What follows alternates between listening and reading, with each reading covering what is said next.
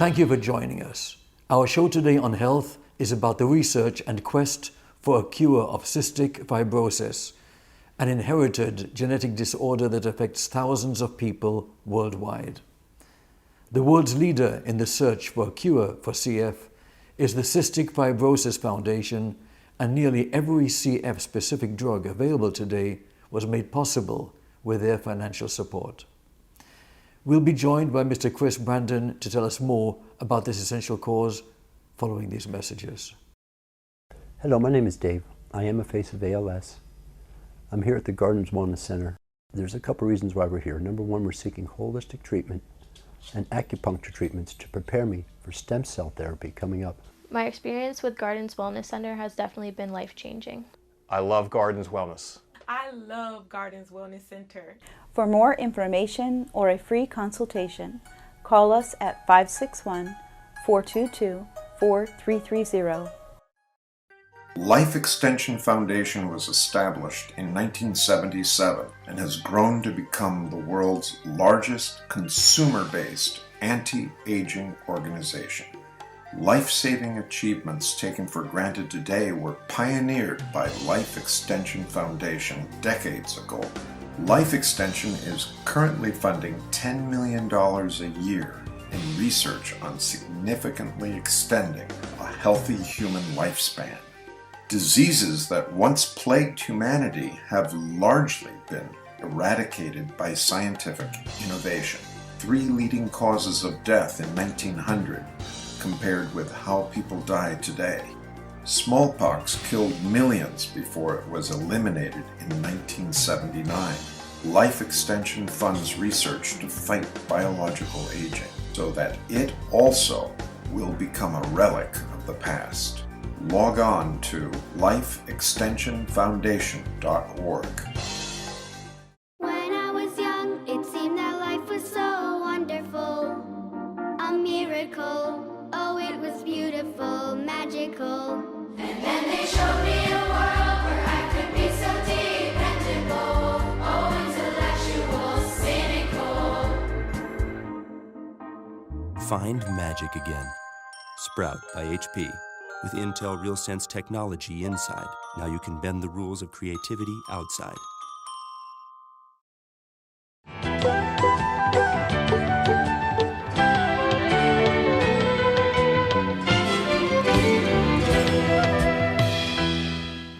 With us now is Mr. Cris Branden.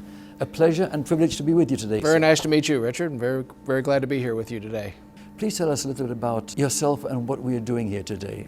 Well, you know, kind of my goal and hopes are today is to kind of bring the message of cystic fibrosis to the community in terms of the nature of the disease, what people go through, the opportunities that we have, and in particular an event that we're sponsoring along with the Florida Panthers at the BB&T Center Thursday, October 20th at 5:30 p.m. So our, you know, kind of my goal would be to kind of people come away from this to have a little more understanding of CF, a little bit of what's, again, what the opportunities are, the good news that we have, the challenges that we have moving forward, and that's what I'd like to accomplish today.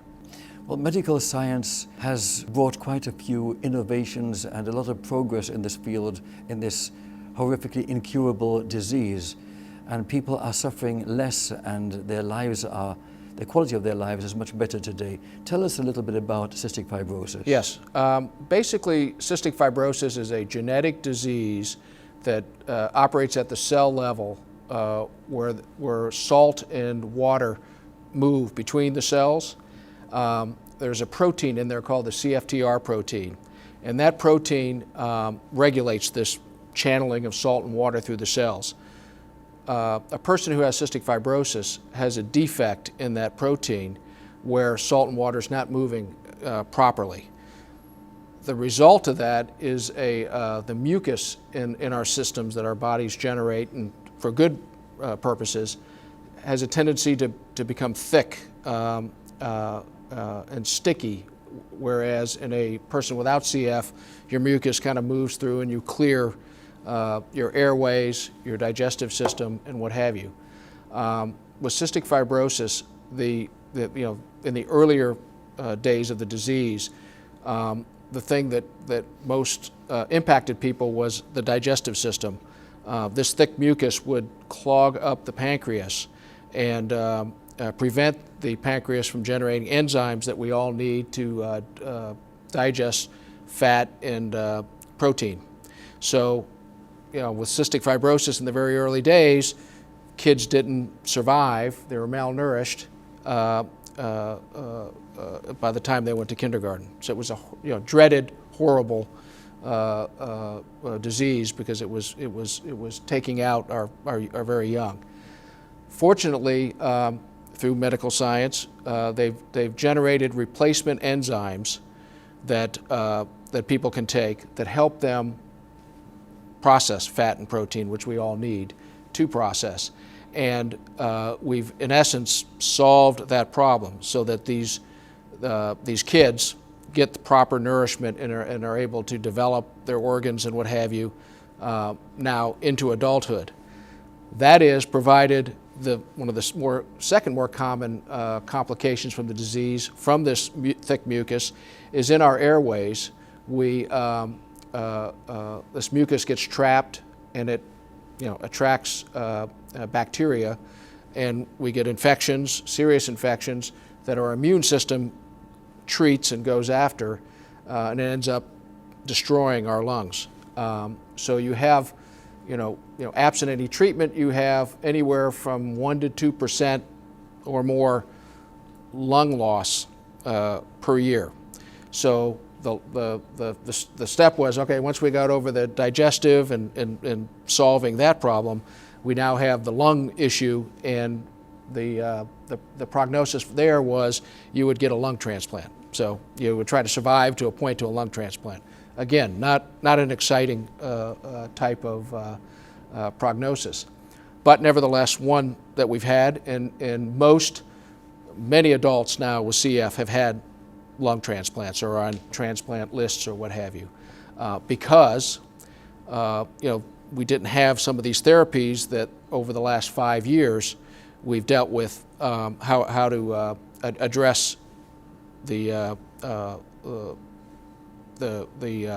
defect in the protein. And maybe let me get a little bit on cystic fibrosis.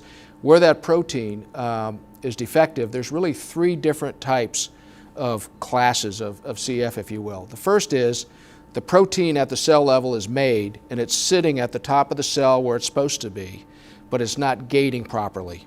So you're not having the proper channeling of salt and water through the cell. The second class is the protein is made, but it's not getting up to that surface of the cell. So it's got, you've got that defect issue going on. The third class, which primarily affects the Jewish population, which is one of great interest to our viewers here possibly, is that protein is missing code and is not even made. So you've got those 3 different hurdles or classifications of the disease. What we've done with these drugs, like I explained, we've dealt with the solving the digestive problem to a large extent. On this protein for the respiratory type area is found what we call modulators of the protein to actually get it to do what it's supposed to do. The very first one drug out was Kalydeco, 2012, the FDA approved. And that drug is primarily targeting those gating folks, so the people that have the mutation, the defective protein is at the top of the cell, and it's helping it channel properly. We're now up to about 8% of the cystic fibrosis population are taking that drug. It's called Kalydeco, major breakthrough in drug development, and I'll get in a little bit later.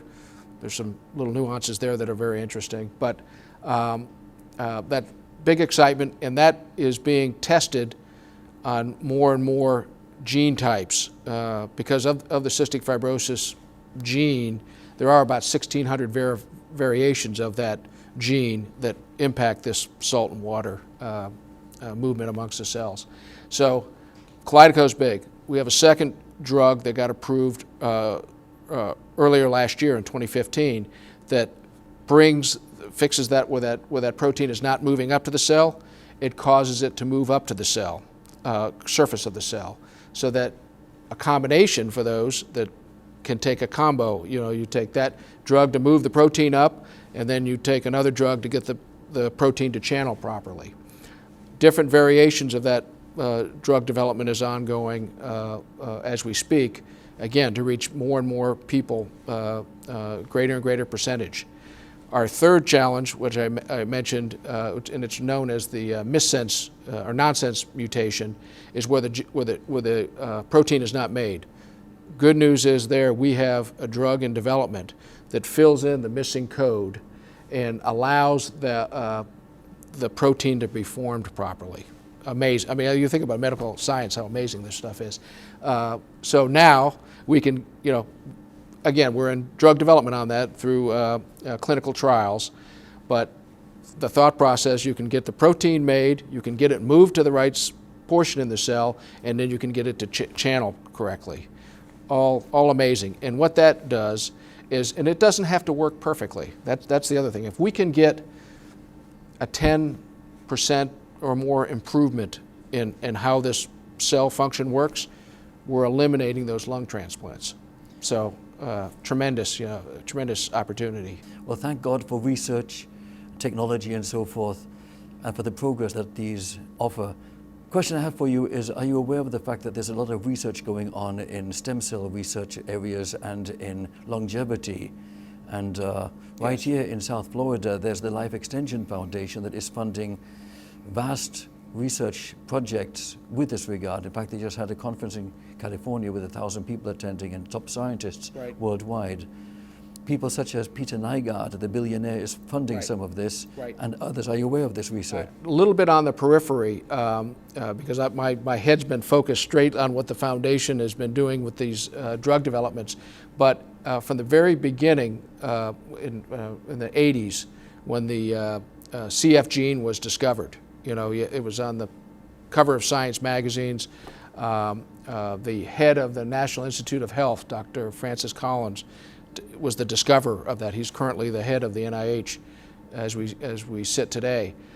Everyone thought everything's going to happen. It's a miracle. Well, that's the late 80s, and here we're still working hard. There is a lot to do, but where you're talking about, I think it is going to be a day where we're going to be able to manufacture replacement organs. So instead of finding a lung transplant from another donor or what have you, you may possibly make your own replacement lung. And I'm maybe out a little bit on the limb there, but I could see that happening. So it's another great avenue. What we look at on at the foundation, or what the foundation specifically is, they call it shots on goal, appropriate with our hockey themed event. But the more shots on goal, the greater the opportunity we're going to have to find the cure. So very, very, very exciting on what's happening in a lot of those areas. And so essential. Now I understand, if I may say so, that your own son is afflicted with this disease. Tell you a little bit how, and this is again how I got involved. I mean, I'm 7 years involved in Cystic Fibrosis Foundation work, and it started 2 weeks after the birth of my son. How you get this disease is it's a regressive gene. So both parents have to pass the gene on to a child. And the chances, if both parents are carrying the regressive gene, there's a 1 in 4 chance that their child will have CF. There's a 50% chance that just have a normal child, and then another 1 in 4 chance that the child will not have CF but will carry the regressive gene. So that's kind of the workings of that, and we have about 10 million carriers in the U.S. right now. So I kind of look at it like about 1 kid in every classroom has the disease. So if by chance that one child grows up and matures and marries another person with CF, you've got a 1 in 4 chance of passing the disease along. So with that, both my wife and I had no idea that we had the gene in our family. You can get tested for this now. So none of us had any family members or anything, so it was never even something that crossed our minds. My wife delivered my son. It was an unusual for cystic fibrosis delivery because he had a great delivery, a very normal young boy. 2 weeks after getting home, we get the report from the doctor, because when you it's one of the tests they do at infant screening when they're born, is markers for cystic fibrosis. And that, again, was not something that was prominent that many years ago. Slowly but surely, we've gotten all states, and Florida. Jeb Bush was very instrumental in getting Florida kind of ahead of the curve in doing that testing. So you get the notice that your child has the CF genes. The next step is you have to figure out, okay, does he have the disease? Well, it's about 90. It's about 100%. If you've got the genes, you've got it. But they perform what's called a sweat chloride test. So we went to the hospital, and they do they just put a kind of wrap plastic around a leg and get it to generate sweat, and then they test the sweat. And if it's got the high salt content, it's a confirmation that you have the disease. Again, talking about that moving salt and water through the cells. So we get that news. My first instinct is, okay, both my wife and I are, we're doers. We're going to get a hold of this, figure out what the disease is.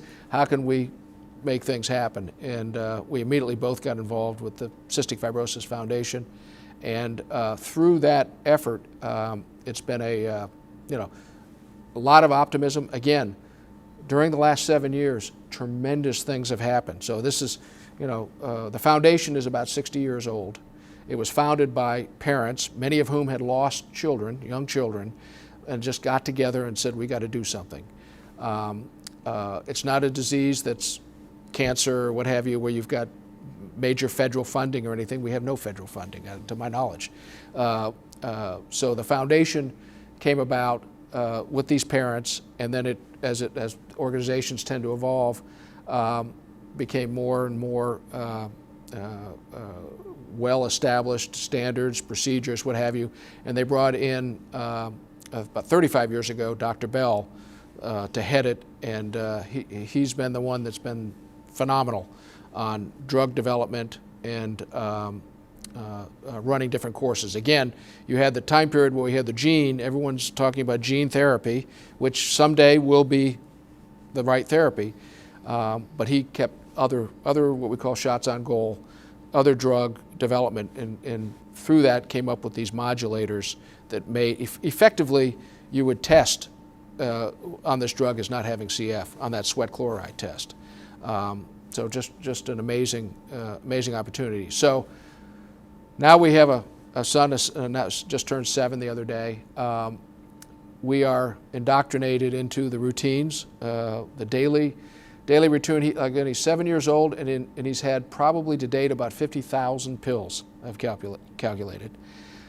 His morning routine involves taking a number of nebulized treatments. One of them is salt water. Ironically, in their research and what have you, they found that in Australia, kids that did surfing seem to have a better history with the disease.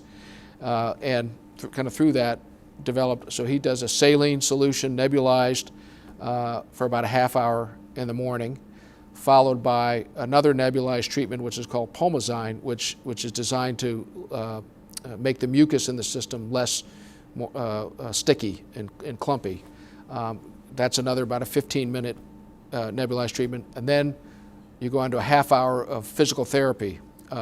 It's kind of a pounding on the chest and back to loosen the airways after you've done these nebulized treatments, to clear anything that is in the airways. That's the morning routine, and that's the night routine. Peppered in with that, if he's culturing, which CF patients you're always watching for, culturing any bugs, any bacteria, you'll add in a bacterial treatment, which is in some cases nebulized depending on what they do, or again, as technology's developed, they've got a machine that delivers like a puff type thing of the drug, and it takes a couple minutes. So you think about kids growing up, they don't have a lot of time or patience. So the more and more therapies we can develop that are less intrusive in their day, the better chance we'll have that they'll stick to those therapies, because that, adherence is another issue that you've got to watch. That as we normally grow, become adolescents, people go to college and they don't want to do their treatments. There's too many other things going on, and we often see, a little bit of fallback in performance then. So that's kind of the routine that we go through on a daily basis. And I'll tell you, he stays pretty healthy. I mean, if he walked in here, you would call me a fraud, because you'd say that's the healthiest looking kid I've ever seen.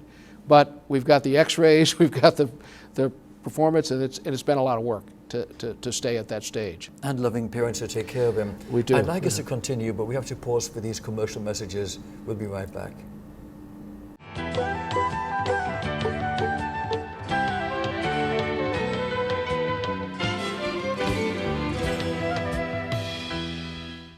We're back with Mr. Cris Branden. Cris, tell us more about the Cystic Fibrosis Organization. Yeah, the foundation itself, as I possibly mentioned earlier, it was formed about 60 years ago by a group of parents that had lost children to the disease. Again, we were at stages where we didn't have the therapies to deal with digestive, to be able to survive and thrive. The foundation then, brought on professional development and worked towards a model of finding drugs to deal with the disease, finding the cure through medicine, and predominantly took a capitalistic approach. My world and my type thing, I think capitalism is the one that ultimately works. It has some areas that we can tweak, but incentivizing types of folks to do things. And at the early stages, the drug companies weren't interested in taking a lot of risks. These clinical trials that you have to go through to get a drug passed, it's a lot of work, a lot of money. The drug companies have a certain amount of risk that they're willing to take. So what the foundation did with the money that were raised through events, again, our Blue Wave event that we've got upcoming, is taking that money, and our kind of byline is, the money buys science and the science buys the lives. They created what's called a venture philanthropy model. And what they did was they put money up, and we're talking hundreds of millions of dollars, up with some drug companies to pursue some of these therapies, this modulation of the protein. And what they'd said was, we're going to put the money up, but we're going to take a royalty back on that drug investment. Now, we can't, as a foundation, we can't own the drug, be involved with pricing the drug, doing anything like that. You've run into numerous conflicts of interest or what have you. But again, we want the capitalistic process to play out, and that's going to be the way you're going to get drug development. The beauty of it is, through that, we got Kalydeco. And it was the opening, it was a compound that fixed the protein, that made it do what it's supposed to do. So now all we have to do is find alternative layers of that compound, different mixtures, different doses, different variations that we will be able to impact our entire population of CF sufferers. With that venture philanthropy model, we then get a royalty back stream as the drug's sold, and we can then plow that back in for more research. And to give you an idea of the magnitude, I said there were hundreds of millions of dollars went in this. They just sold the royalty on Kalydeco for over $3 billion. The foundation took that money back in, and it now is moving it back through to create the pipeline. And we call the drug pipeline is our kind of report card, and it's pages. And this is something that we live by. Things that are in development, where they are to the patients yet through the FDA, and what have you, and pages of it. And we're proud of this. And this is the shots on goal opportunity that we see out there. So the other thing with the foundation is with the success that we've had, not so much so with these drugs, because the drugs are just out, so they're doing great, but the therapies that we've put in place that I was talking about, that I go through with my son, where we've prolonged life, the identification of the disease at infancy. I have many friends with older children that they weren't aware that they had CF until maybe they're in their teens. Well, too much damage is already done. So with these therapies and the discoveries and what the foundation has been able to make happen, we currently have over half of our CF patients are adults, which is tremendous. Tremendous and challenging, because what we're learning is that with CF adulthood, there are other ramifications of the disease that develop. Diabetes, there's a CF type of diabetes that comes into play, amongst other things that are coming along. So the foundation has its challenges, and we have a good amount of resources now, but we also have a great network and organization across the country, and putting on events and what have you that raise money for the foundation and make these things happen. The other great thing about the foundation is, and it's been written up in Harvard studies and what have you, and looked to be replicated in other disease type and charity type endeavors, is very low expenses. Over 90% of what they raise is going in to solve, to drug development, patient advocacy, and what have you. So this is not an organization that's spending a lot of money on itself. It's actually out there getting things done. I mentioned Dr. Bob Bell, who's been 35 years. He just recently retired.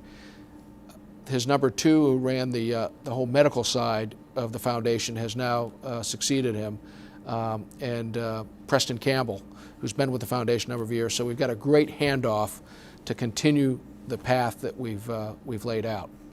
All of this research is very important and, of course, very commendable. And the fact that, unlike so many other organizations that have vast expenses and too much of the money actually goes to operating expenses, it's a refreshing change that yours does not.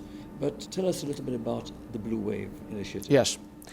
This was kind of when I got involved with the foundation, working with the local chapter, and that's what the foundation has, multiple chapters around the country, and this one's the South Florida chapter, looking for how to get involved and how to, I got on the board, and I currently chair the advisory board to the South Florida chapter for Broward and Boca area.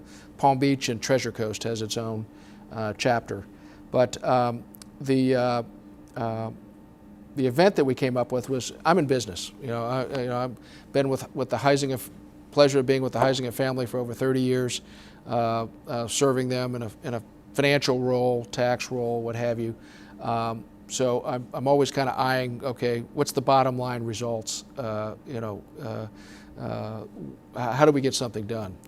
So met with the Chris Landshutz, who's our director here of the South Florida chapter, and she's a go-getter. She's done a great job in this area for many years, and she and Jennifer Buchanan, one of the other members of her team, we came up with the Blue Wave Club, which is more targeted towards more of a business, approaching my fellow business members in the community. We had AutoNation step up as in our original role. Mike Maroney is our chairman of our club, our honorary chairman. He's continued on in that role. But we kind of came up with a concept of we'll have an event once a year.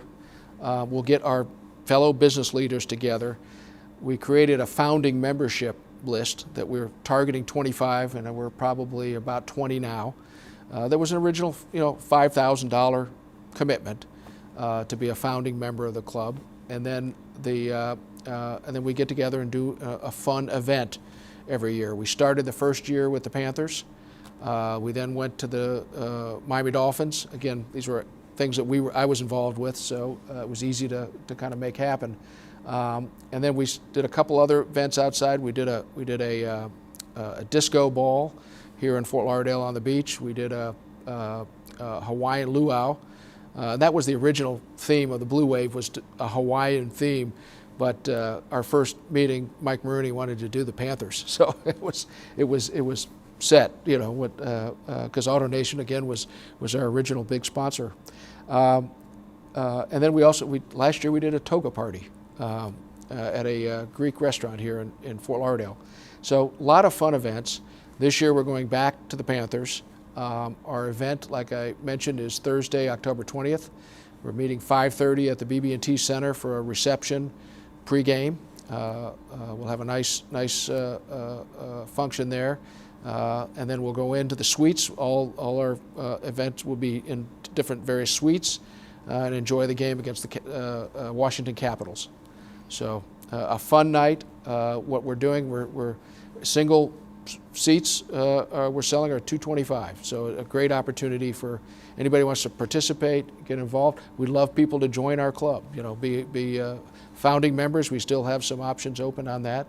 But our event typically raises $70,000 to $80,000 a year around the event. So not a mega event. Again, the foundation has a number of events that it does, culminating with the Florida Classic that it does in November. So we're excited again.